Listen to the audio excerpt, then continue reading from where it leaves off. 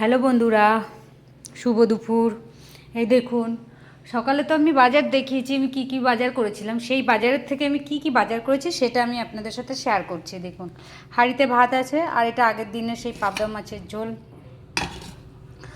আর আজকে আমি রান্না করেছি হচ্ছে পালং শাক দিয়ে মাছের ঝোল, এদিকে কাতলা মাছ, এটা আছে ডাল, আর আছে হচ্ছে বেগুন ভাজা। এবার আমি আপনাদের সাথে একটা রেসিপি শেয়ার করব, সেটা হচ্ছে পালং শাক দিয়ে এই মাছের মাথাটা, মানে মাছ দিয়ে কীভাবে রান্না করেছি। দেখুন, প্রথমে পালং শাকগুলোকে আমি ভালো করে সুন্দর করে পরিষ্কার করে ধুয়ে তারপরে কেটে রেখে দিয়েছি। তারপরে কিছুটা রসুন ছুলেছি, আর মাছগুলো ভালো করে ধুয়ে হলুদ মাখিয়ে লাল লাল করে ভেজে নিয়েছি।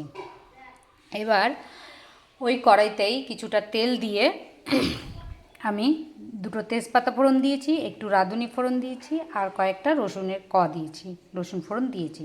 রসুনটা যখন লাল লাল হয়ে যাবে তখন আমি মাছগুলো ছেড়ে দিয়েছি, ভাজা মাছগুলো ছেড়ে দেওয়ার পরে নাড়াচাড়া করে আমি কাঁচা লঙ্কা দিয়ে দিয়েছি।